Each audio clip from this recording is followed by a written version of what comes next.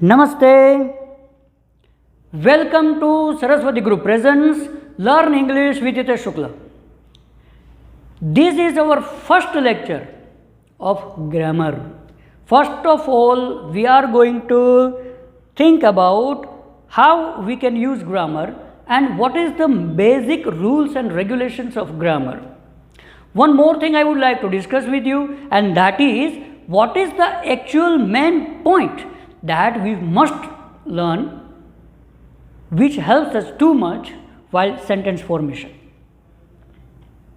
Generally what happens with us that we think that grammar is too big and too difficult and पता नहीं क्या क्या हमारा दिल में चलता है, लेकिन ज़्यादातर क्या होता है भैया कि जितना ग्रामर कुल मिलाकर जो हमारे पास है उसमें से 10% जो ग्रामर है, याद रखना, I started teaching grammar in 2000.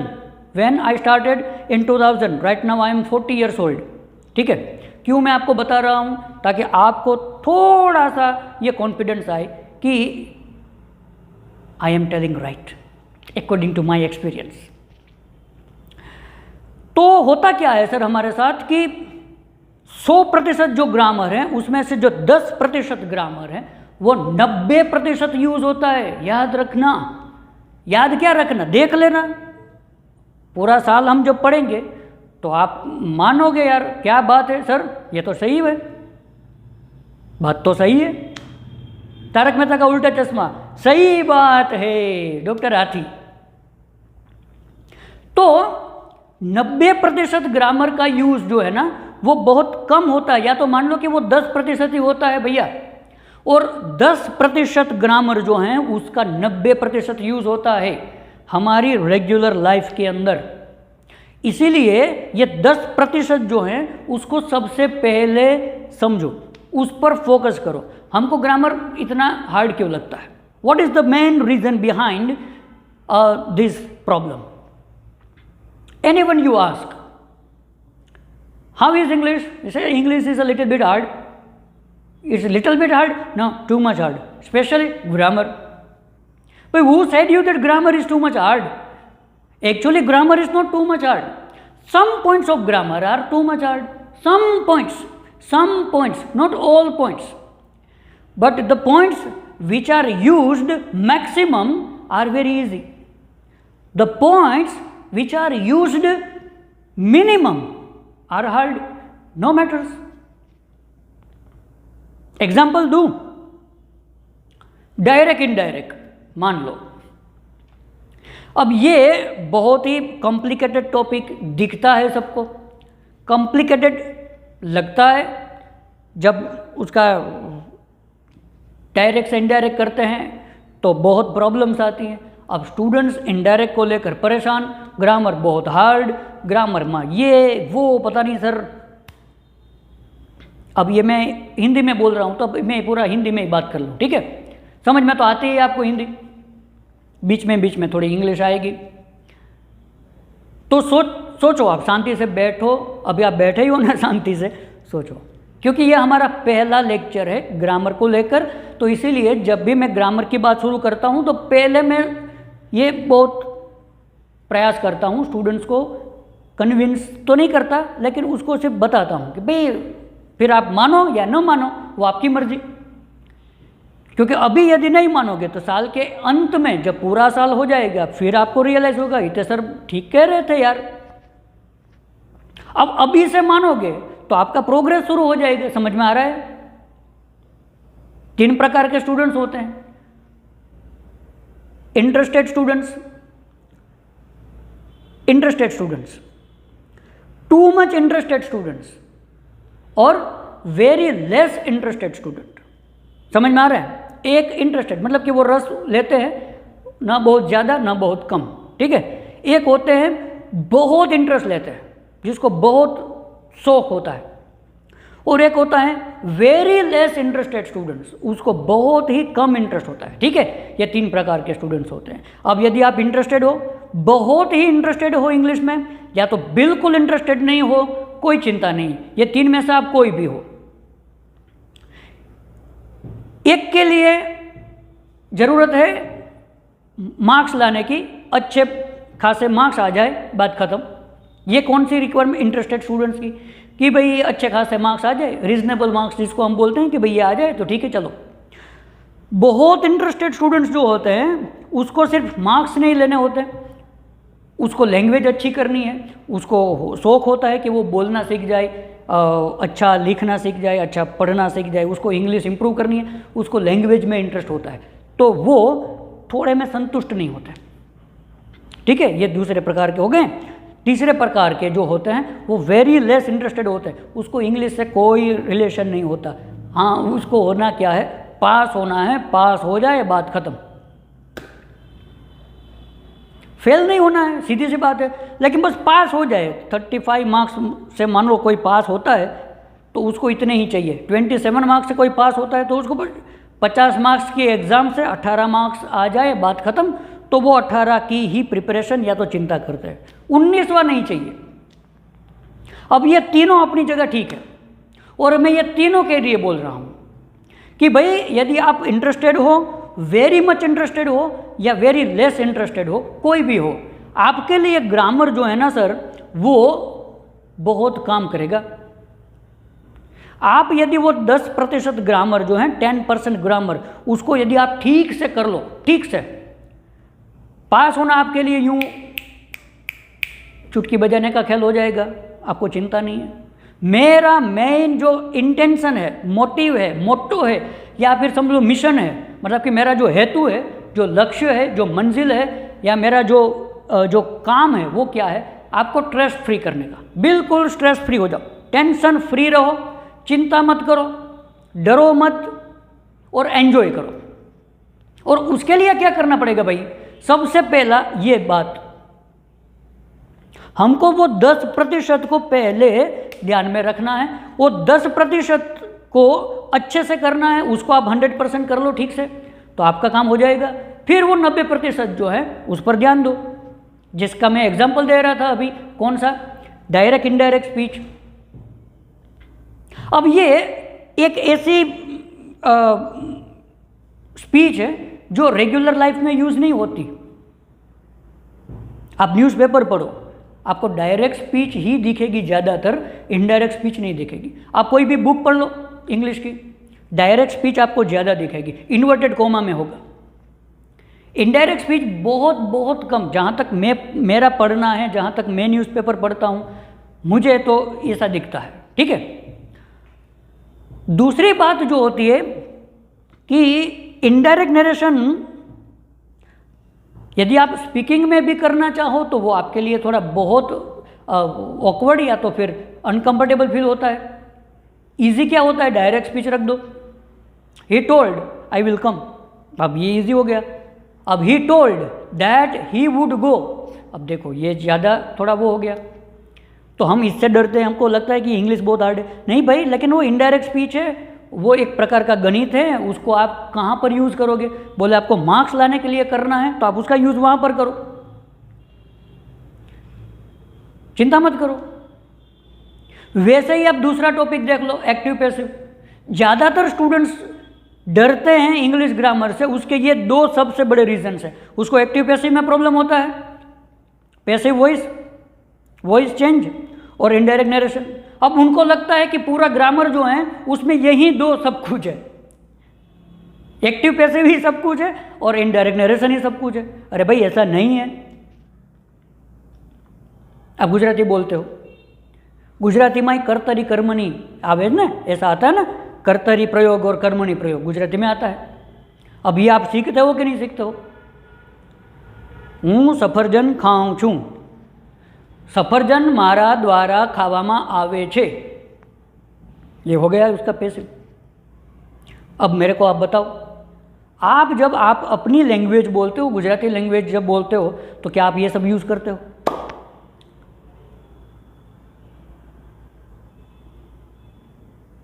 Mummy ने कहेवामां आव्युं के पप्पा द्वारा, एवं तम बोलशो नहीं, तमे शुं कहो, पप्पाए मम्मी ने कीधुं। आप ऐसा थोड़ी ना बोलोगे कि मम्मी को पप्पा के द्वारा ऐसा कहा गया, ये तो हिंदी हो गया। गुजराती में कहें तो मम्मी ने पप्पा द्वारा आवुं कहेवामां आव्युं, एवं આપણે નથી બોલતા સાહેબ। तो પેસિવની એક સ્પેશિયલ જગ્યા છે, પેસિવનું એક મહત્ત્વ છે છોકરાઓ, પણ એ એક સ્પેશિયલ સ્થાન है જેનું આપણે જ્યારે જ્યારે એની ચર્ચા કરશું, स्पेशल पैसिव टॉपिक જ્યારે આપણે ભણશું तब हम वो देखेंगे कि ये क्या है, उसका सही इस्तेमाल कब करना है, कहाँ करना है, कितना करना है। लेकिन रेगुलर जो हमारा जो रूटीन होता है उसमें पैसिव यूज़ नहीं होता। आप ऐसे लिखो, चलो आप रिपोर्ट लिखो या आप ईमेल लिखो, यहाँ पर पैसिव का इस्तेमाल 10% शायद ही होगा, बाकी आप क्या यूज़ करते हो, एक्टिव ही यूज़ करते हो। तो पैसिव से इतना घबराने की या उससे इतना डरने की या फिर एक पैसिव के कारण या एक इनडायरेक्ट स्पीच के कारण ये मत ऐसे सोच लो कि पूरा ग्रामर जो है वो ये है।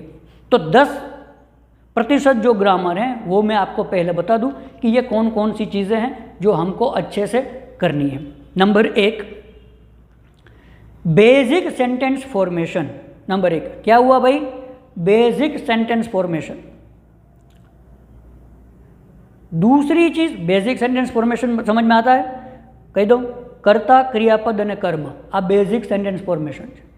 કર્તા ક્રિયાપદ અને કર્મ બેઝિક સેન્ટેન્સ ફોર્મેશન। ઇંગ્લિશ અને ગુજરાતીની અંદરમાં આ બેઝિક સેન્ટેન્સ ફોર્મેશનનો જે તફાવત છે, દેખો કેટલો સહેલો, સરળ અને મસ્ત છે, આરામથી આપણને સમજાઈ જાય એવું છે।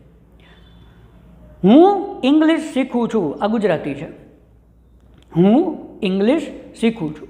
હવે એની અંદરમાં કોણ ઇંગ્લિશ શીખે છે, તો કે હું ઇંગ્લિશ શીખું છું, તો હું શું કહેવાય, કર્તા કહેવાય।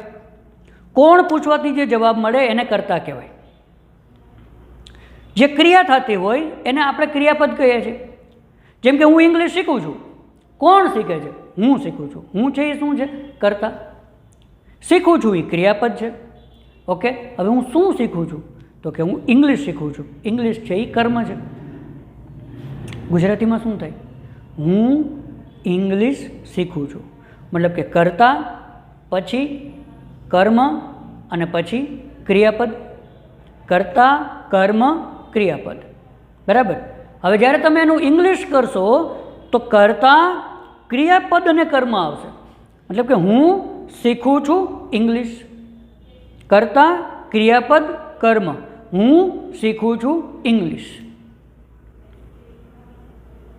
તો આ છે બેઝિક ફોર્મેશન, એ પહેલી રિક્વાયરમેન્ટ છે।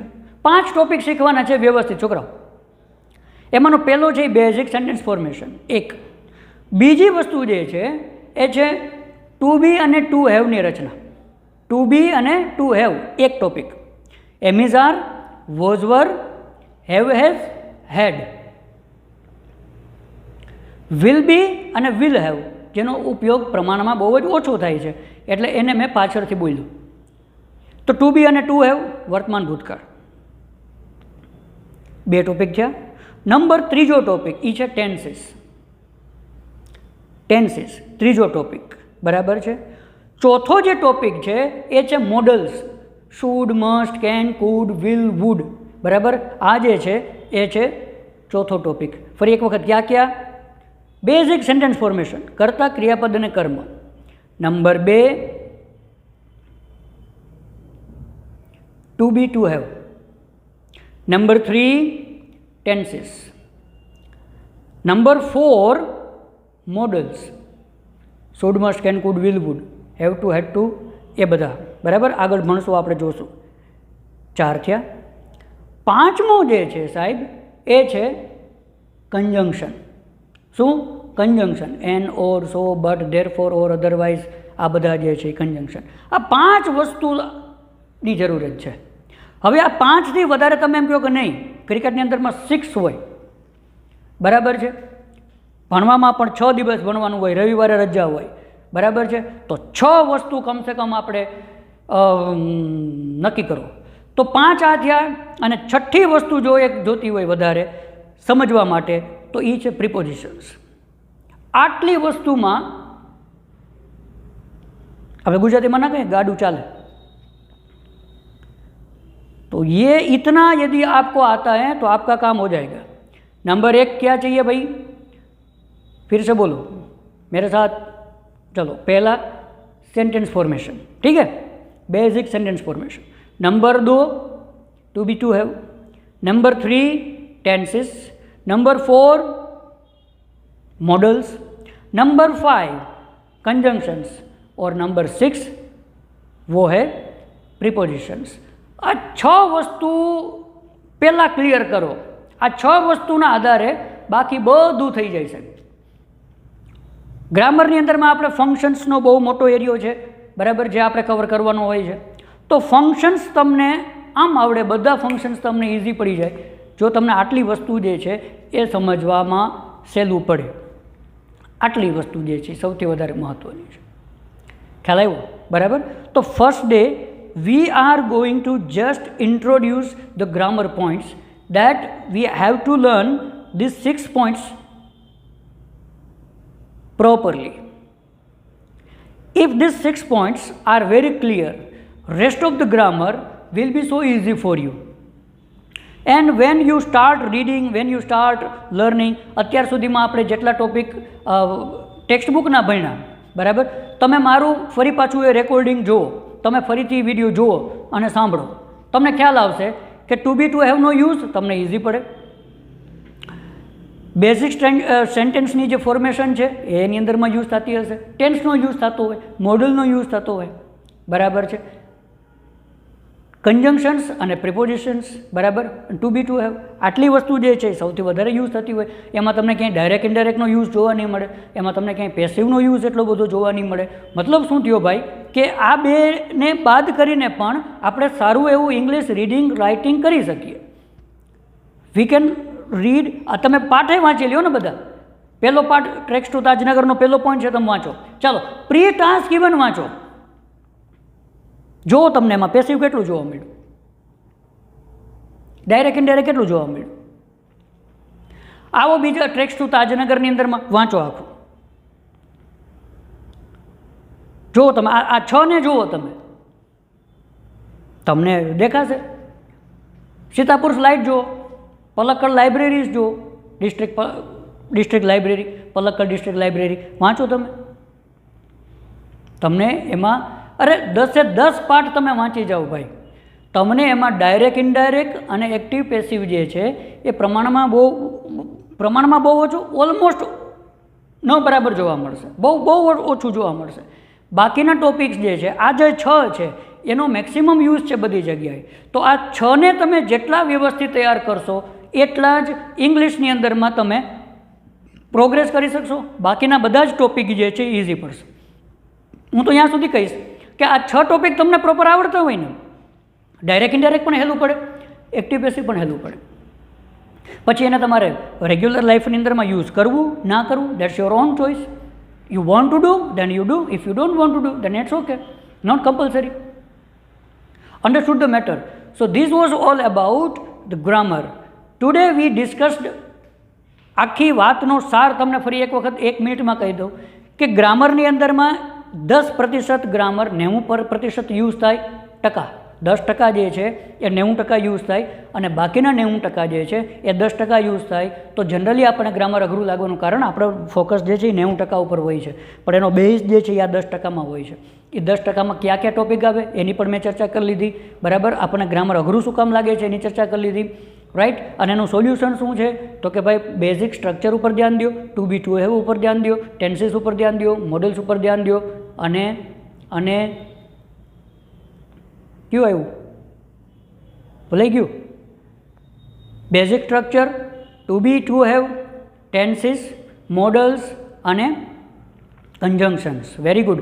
અને એની સાથોસાથ જે છે એ છે પ્રિપોઝિશન્સ। આ 6 વસ્તુ ઉપર જો ધ્યાન દેશું આપણે તો વાંધો નહીં આવે, આપણે દેશું, હું તમારી સાથે છું, ઓકે। આપણે ધીમે ધીમે એના ઉપર વર્ક કરશું અને ડે બાય ડે આ 6 ને આપણે જેટલા ઉપર લઈ આવશું, જેટલી આપણે એમાં બેટરમેન્ટ પ્રાપ્ત કરશું એટલું જ આપણને બાકીનું જે છે ઇઝી થઈ જશે।